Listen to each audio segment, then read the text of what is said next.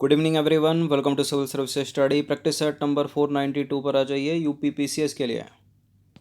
और इस टेस्ट में हम प्रैक्टिस करने वाले हैं इंडियन ज्योग्राफी के प्रश्नों पर। ठीक है, तो चलिए स्टार्ट करते हैं।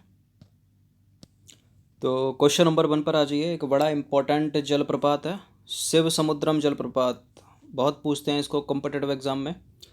किस नदी पर अवस्थित है शिव समुद्रम जलप्रपात?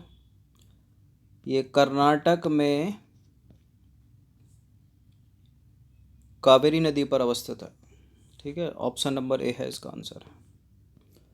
तो देखिए, शिव समुद्रम जलप्रपात जो है वो कावेरी नदी पर अवस्थित है और इस नदी का जो उद्गम है वो है कर्नाटक के कुर्ग जिले में ब्रह्मगिरी की पहाड़ियाँ। ठीक है, शिव समुद्रम जलप्रपात का। क्वेश्चन नंबर 2 पर आ जाइए। निम्नलिखित में से कौन सा सही सुमेलित नहीं है? ये हैं जलप्रपात और ये हैं जिस नदी पर वो बने हैं। शिव समुद्रम जलप्रपात के सामने कावेरी, अगर ऊपर वाला करेक्ट हो गया तो नीचे भी करेक्ट कर ले जाओगे। चुलिया जलप्रपात चंबल, जोग कृष्णा नदी पर, धुआंधार नर्मदा नदी पर। ये भी बहुत पूछा जाता है, बताइए। देखिए, धुआंधार जलप्रपात नर्मदा नदी पर करेक्ट है। जोग जो जलप्रपात है ना, जोग फॉल, वो शरावती रिवर पर है कर्नाटक में, कृष्णा पर नहीं, गलत है। चुलिया चंबल पर है, शिव समुद्रम जलप्रपात कावेरी पर है। सी है अपना आंसर। तो जोग जलप्रपात शरावती नदी पर है, बाकी के सारे करेक्ट हैं। देखिए, बात करें शरावती नदी की, तो शरावती नदी जो है इसका उद्गम है भारत में कर्नाटक राज्य में, और यह इसी राज्य में बहती हुई इसी राज्य में समाप्त भी हो जाती है। यह नदी भारत की गिनी चुनी नदियों में से है और पश्चिम की ओर बहती है। इस नदी का अधिकांश भाग वेस्टर्न घाट है। ठीक है, प्रसिद्ध जोग प्रपात जो है इसी नदी के द्वारा निर्मित है और यह नदी अपने आसपास की क्षेत्रीय जैव विविधता की दृष्टि से बहुत ही समृद्ध है। क्वेश्चन नंबर 3 पर आ जाइए। खारी नदी जिस अपवाह तंत्र का अंग है वह है? अरब सागर में गिरती है क्या खारी नदी? आंतरिक अपवाह, अनिश्चित अपवाह, बंगाल की खाड़ी। देखिए, खारी नदी चंबल की सहायक नदी है। ठीक है, ये जो चंबल है ये यमुना की सहायक नदी है। अब यमुना गंगा की सहायक नदी है और गंगा तो बंगाल की खाड़ी में गिर जाती है, तो इसका उत्तर क्या हो जाएगा? बंगाल की खाड़ी। तो खारी नदी चंबल की सहायक नदी है, चंबल यमुना की सहायक नदी है और यमुना गंगा की सहायक नदी है। ठीक है, जो कि बंगाल की खाड़ी में गिरती है। इस प्रकार यह सभी नदियाँ बंगाल की खाड़ी अपवाह तंत्र का अंग है। तो खारी भी किसका हो गई? बंगाल की खाड़ी अपवाह तंत्र का।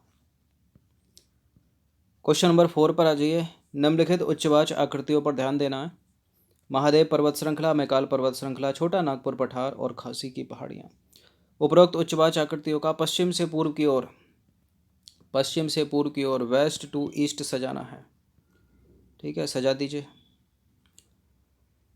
देखिए, सबसे पहले आएंगी महादेव पहाड़ियाँ, उसके बाद मैकाल पहाड़ियाँ, फिर छोटा नागपुर ये वाला एरिया, फिर पीछे चले जाइए नॉर्थ ईस्ट में गारो खासी जयंतिया, तो खासी पहाड़ियाँ। अब 4 कहीं शुरू में लिख रखा होगा जो कि सबसे पूर्वतम होगा, तो सबसे पहले उस वाले स्टेटमेंट को एलिमिनेट करिएगा। पहले के चांस ज़्यादा हो रहे हैं, सीक्वेंस ही लग रहा है 1 2 3 4। अब सबसे लास्ट में यहाँ एक दे रखा है, इसको हटा देना, इसको हटा देना। 1 3 2 4 तो नहीं है, 1 2 3 4 ही है, पहले ही है इसका आंसर ये। तो देखिए, दिए गए उच्चवाच आकृति में पश्चिम से पूर्व की ओर अगर हम पढ़ें, वेस्ट टू ईस्ट जाएं, तो महादेव पहाड़ियाँ सबसे पहले, उसके बाद आएंगे महाकाल पहाड़ियाँ, फिर छोटा नागपुर पर्वत श्रृंखला और सबसे अंत में गारो की पहाड़ियाँ। इसकी जगह खासी भी आ सकता था जयंतिया भी। नर्मदा और ताप्ती नदियों के मध्य स्थित है विंध्य पर्वत, सतपुड़ा पहाड़ियाँ, राजमहल पहाड़ियाँ, अरावली पहाड़ियाँ। देखिए, सतपुड़ा के उत्तर में बहती है नर्मदा और दक्षिण में बहती है ताप्ती, तो बी हो गया इसका आंसर।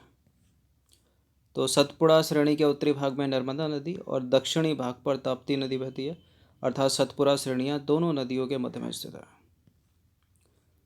क्वेश्चन नंबर 6 पर आ जाइए। निम्नलिखित में से भारत की दक्षिणतम पर्वत श्रेणियाँ में से, देखिए, अन्नामलाई के दक्षिण में है कार्डमम। ठीक है, तो अन्नामलाई तो हो नहीं सकती, और अन्नामलाई के उत्तर में है नीलगिरी, तो ये भी नहीं हो सकती। ठीक है, तो सी हो जाएगा इसका आंसर, कार्डमम, इलायची पहाड़ियाँ। तो कार्डमम पहाड़ियाँ भारत की दक्षिणतम पर्वत श्रेणी है। यह अन्नामलाई पहाड़ी के दक्षिण में स्थित है। यहाँ पर इलायची का जो है अत्यधिक उत्पादन होता है, जिसके कारण इन्हें इलायची पहाड़ियाँ भी कहा जाता है। चलिए क्वेश्चन नंबर 7 पर आ जाइए। कार्डमम पहाड़ियाँ यानी इलायची पहाड़ियाँ जिन राज्यों की सीमाओं पर स्थित हैं वह है, बताइए। देखिए इंपॉर्टेंट प्रश्न है, कन्फ्यूजिंग भी होता है इसमें। ठीक है, इंडिया का मैप बना लेते हैं जल्दी से। यहाँ पर है तमिलनाडु, यहाँ पर है केरल, ऊपर की तरफ है कर्नाटक। ठीक है, ये जो कार्डमम पहाड़ियाँ हैं ये हैं तमिलनाडु के दक्षिण पश्चिम में, और केरल के हैं ये दक्षिण पूर्व में। तो ये यहाँ पर है, कर्नाटक ऊपर रह जाता है, तो कर्नाटक जहाँ जहाँ पर है उसको एलिमिनेट कर दीजिए। आंध्र प्रदेश तो यहाँ पर है, उसको हटा दीजिए। तो इसका आंसर अपने को मिलेगा केरल और तमिलनाडु, ऑप्शन नंबर सी। तो कार्डमम पहाड़ियाँ जो हैं दक्षिण भारत में हैं। दक्षिण पश्चिमी घाट, ठीक है, केरल के, भारत में दक्षिण पश्चिमी घाट के केरल के जो है ये दक्षिण पूर्वी हिस्से पर हैं, और तमिलनाडु के हैं दक्षिण पश्चिमी हिस्से पर। केरल के दक्षिण पूर्वी और तमिलनाडु के दक्षिण पश्चिमी हिस्से पर, ये वाला। क्वेश्चन नंबर 8 पर आ जाइए। महादेव पहाड़ियाँ निम्नलिखित में से किसका भाग हैं? सतपुड़ा, विंध्य, वेस्टर्न घाट, पूर्वी घाट। महादेव पहाड़ियाँ किसका भाग हैं, बताइए। सतपुड़ा रेंज का। तो महादेव पहाड़ियाँ सतपुड़ा श्रेणी का विस्तार है, और सतपुड़ा के उत्तर में बहती है नर्मदा और दक्षिण में बहती है ताप्ती, याद रखना। क्वेश्चन नंबर 9 पर आ जाइए। मध्य भारत में स्थित पहाड़ियों का पश्चिम से पूर्व की ओर निम्नलिखित में से कौन सा क्रम सही है, बताइए।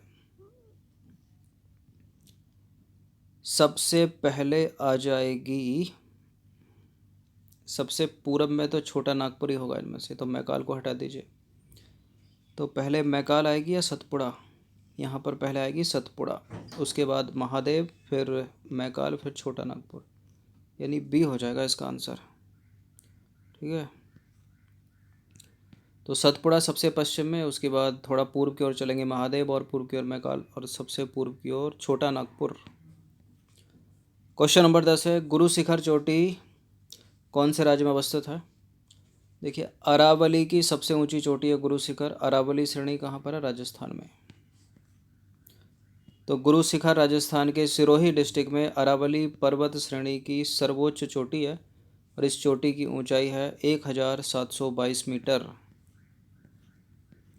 क्वेश्चन नंबर 11 पर आ जाइए। निम्नलिखित पर्वत शिखरों में से कौन सा भारत में अवस्थित नहीं है? कौन सा पर्वत शिखर या चोटी जो है भारत में अवस्थित नहीं है? कामेत भारत में है, त्रिशूल भारत में, नंदा देवी भारत में। ये तीनों के तीनों उत्तराखंड में है। गोसाई थान तिब्बत में है, नेपाल सीमा पर। तो नंदा देवी, कामेत, त्रिशूल पर्वत शिखर भारत के उत्तराखंड राज्य में अवस्थित हैं, जबकि गोसाई थान जो है तिब्बत में, नेपाल की सीमा के निकट अवस्थित है। क्वेश्चन नंबर 12 पर आ जाइए। दंडकारण्य क्षेत्र अवस्थित है, ये इंपॉर्टेंट है, कई बार पूछा गया एग्जाम में। दंडकारण्य क्षेत्र 3 राज्यों में है, वो हैं छत्तीसगढ़, उड़ीसा और आंध्र प्रदेश। झारखंड में नहीं है, तो झारखंड को एलिमिनेट कर दीजिए। जहाँ जहाँ झारखंड है एलिमिनेट कर दीजिए। मध्य प्रदेश में नहीं, एलिमिनेट कर दीजिए। तो छत्तीसगढ़, उड़ीसा, यही वाला सही हो जाएगा, फिर बी। तो दंडकारण्य क्षेत्र जो है वो है उड़ीसा में। उड़ीसा में कहाँ? कोरापुट और कालाहांडी डिस्ट्रिक्ट में। छत्तीसगढ़ में है बस्तर जिले में, और आंध्र प्रदेश में फैला हुआ है। ठीक है, तो छत्तीसगढ़, उड़ीसा और आंध्र प्रदेश। क्वेश्चन नंबर 13 पर आ जाइए। 13वां प्रश्न है, अरावली और विंध्य श्रृंखलाओं के मध्य कौन सा पठार है? मोस्ट इंपॉर्टेंट प्रश्न है ये। अरावली और विंध्य पर्वत श्रृंखलाओं के मध्य कौन सा पठार है? दक्कन का पठार लगाकर इसको गलत मत कर देना, मालवा का पठार है। तो अरावली एवं विंध्य श्रृंखलाओं के मध्य मालवा का पठार है। मालवा पठार के उत्तरी सीमा, ठीक है, अरावली, और दक्षिणी सीमा विंध्य श्रेणी, और पूर्वी सीमा बुंदेलखंड पठार के द्वारा निर्धारित होती है, याद रखिएगा। क्वेश्चन नंबर 14 पर आ जाइए। मेघालय का पठार भाग है हिमालय का, प्रायद्वीप खंड का, पूर्वी घाट पर्वतों का, या सतपुड़ा का? मेघालय का पठार प्रायद्वीप खंड का भाग है, ऑप्शन नंबर बी। तो मेघालय का पठार जो है प्रायद्वीप पठार का विस्तार है। यह भ्रंशन के कारण प्रायद्वीपीय भाग से मालदा गैप द्वारा पृथक हो गया है। क्वेश्चन नंबर 15 पर आ जाइए। भारत के दक्कन के पठार पर बेसाल्ट निर्मित लावा शैलों का निर्माण हुआ है। क्रस्टेशियस युग में, प्लिस्टोसीन युग में, कार्बोनिफेरस युग में या फिर मायोसीन युग में, बताइए। भारत के दक्कन के पठार पर बेसाल्ट निर्मित लावा शैलों का निर्माण हुआ है क्रिटेशियस युग में। Option number A. तो देखिए, क्रिटेशियस युग में या काल में दक्कन के पठार पर बेसाल्ट निर्मित लावा शैलों का निर्माण हुआ, याद रखना। कार्बोनिफेरस को देख लीजिए। कार्बोनिफेरस युग के दौरान दामोदर, सोन, महानदी और गोदावरी बेसिन में कोयले का निर्माण हुआ, जबकि क्रिटेशियस युग के दौरान अधिकांश, ठीक है, या अत्यधिक ज्वालामुखी उद्गार से दक्कन ट्रैप का निर्माण हुआ। ठीक है, तो दक्कन ट्रैप का निर्माण कैसे हुआ? ज्वालामुखी उद्गार से। ठीक है, जब ज्वालामुखी उद्गार से हुआ है तो दक्कन के पठार पर जो है बेसाल्ट निर्मित लावा शैलों का निर्माण हुआ। तो याद रखिए इस चीज़ को। यहाँ सोन नदी है एक, ये गंगा की सहायक नदी है और गंगा में दक्षिण की ओर से मिलती है, याद रखिएगा। तो ये 15 प्रश्न थे इंडियन ज्योग्राफी के, इनकी प्रैक्टिस एक बार कर लीजिएगा। ठीक है, धन्यवाद।